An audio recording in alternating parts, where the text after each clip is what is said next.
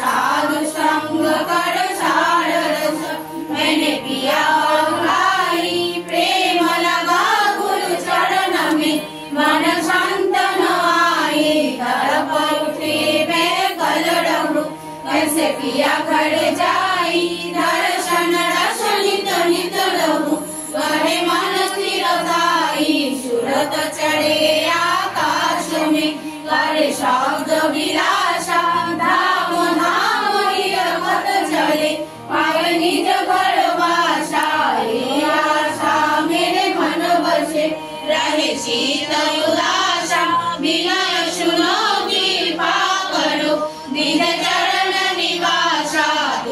दीन कोई समरत नहीं जैसे मांगो दाना प्रेम धार बरखा करो बोलो अमृत खाना दीन दयाल दया करो मेरे समरथ स्वामी शुकर करो गावत रहो नित राधा स्वामी तुम बिना कोई समरथ नहीं जैसे मांगो दाना प्रेम अमृत खाना दीन दयाल दया करो मेरे समरथ स्वामी शुकर करो दावत रहो नित राधा स्वामी शुकर करो दावत रहो नित राधा स्वामी बार बार कर जोर बार सविनय करो पुकार साधु संग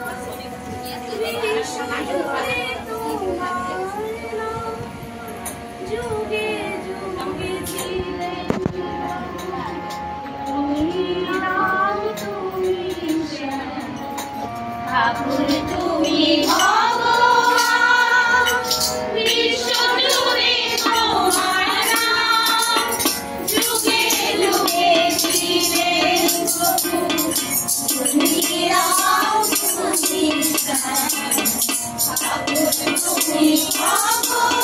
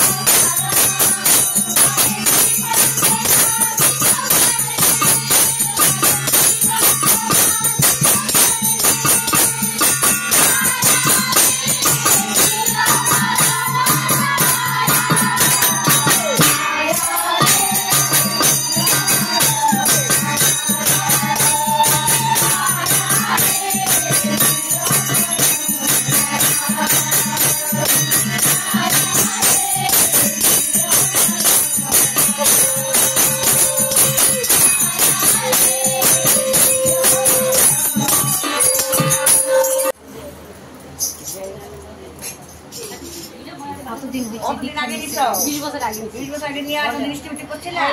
মাঝখানে বন্ধ করছিলা? আজকাল বন্ধ করছিল তারপর আবার শুরু করছো? আবার শুরু করছি সুন্দর করে বলো এগুলাই মানে কেন বন্ধ করলা, আবার কেন শুরু করলা, এগুলাই বলো। হ্যাঁ, মানে অসুস্থ ছিলাম, করতে পারি নাই। এখন ভালো হয়েছি, ডিস্ট্রিবিউট করতেছি, সবাই ভালো আছে, ভালো করছে, ডিস্ট্রিবিউট ভালো করছে। তারপরে ছেলে মেয়ে কয়জন, ওরা অবশ্যই দিছো নাকি? হ্যাঁ, 2 মেয়ে ছিল, 2 মেয়ে বিয়ে হয়েছে। ছেলে ডিস্ট্রিবিউট থেকে ঠাকুর ভালো পাইছে, ঠাকুরে ভালোই করছে।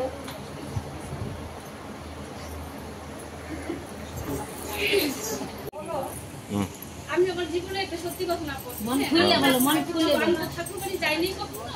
তা আমার জীবন যেটা ঘটছে আমি সেই প্রণাম ঠাকুরকে প্রণাম করছি। তার মানে আমি তো আজকে থেকে 14 বছর হলো দীক্ষা নিচ্ছি। বিয়ার পর আমার শ্বশুর আমাকে দীক্ষা দিয়েছে। তারপর আমার ছেলে হইলো। আমার ছেলে হওয়ার পর আমার ছেলে 3 বছরের সময় আমার ছেলে আমার দেওয়ালের কোলে থেকে রাস্তা নিয়ে ঘুরতেছিল, পড়ে গেছে। 3 মাস তখন আমার ছেলে বয়স। আমার দেওয়ারও উচ্চালম্বা মোটামুটি 6-7 ফুট উচ্চালম্ব। ওইখান থেকে ধারে থেকে আমার ছেলে 3 মাসের 2.5 মাসের ছেলে পড়ে গেছে। তাও কি পাক্কা রাস্তা, একটা ছোট শিশু পড়ে গেছে। আমার ছেলে তো কোনো শরীরে কোনো ছিল না, মানে কিচ্ছু ছিল না, আমরা কান্দেও নাই। মারা গেলে যেরকম হয় আর কি আমার ছেলে সেরকম হয়ে গেছে।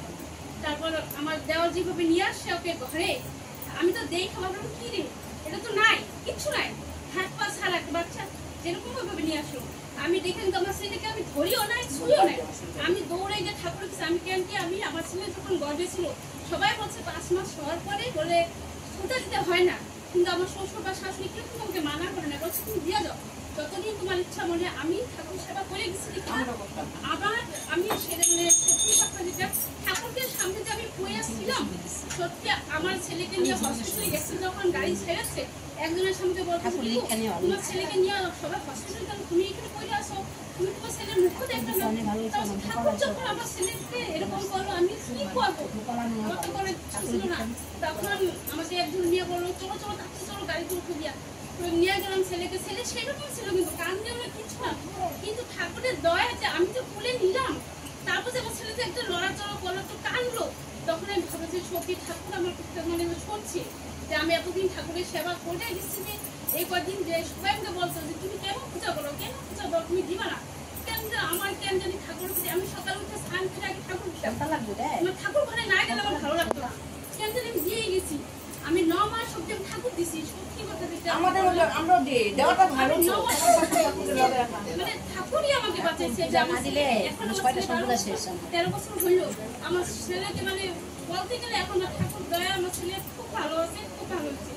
এখন কি বলি না দীক্ষা দিইনি এখনো, আমি বলছি মানে বাংলা গান পড়তে পারে না, এর জন্য আমি দীক্ষাটা দিতেই পারতেছি না। কত বছর হলো আছে না কত বছর আমি বলছি মানে 13 বছর পুরা হইলে পরে আমি না 12 বছর আমি না ওকে দীক্ষাটা দিয়ে, কিন্তু আমার ছেলে ঠাকুরের আজকে বাঁচায় আছে, সত্যি কথা এটা আমি মানে আমি যাইনি, কিন্তু আমার ছেলে যখন মেট্রিক দিব তারপর আমি নিয়ে আমি ওকে ওইখানে নিয়ে যাবো। আমার এটা মানে একটা সার, তার জন্য আমি বলি না যে আমি যাবো বা কিছু, এখন যে ও যাতে বুঝতে পারে যে ঠাকুর ওকে বাঁচাইছে বা ওকে কি করছে, ও যাতে জানতে পারে, এটি আর কি আমি চাই আর কি। ও যাতে বুঝে, ও যাতে ভাবে যে না ঠাকুর সত্যি ঠাকুর আমাদের সঙ্গে আছে।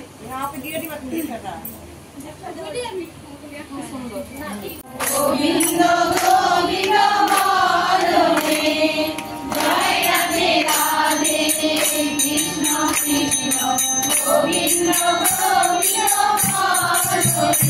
রাধে গোবিন্দ গোবিন্দ গোবিন্দ জয় রাধে রাধে কৃষ্ণ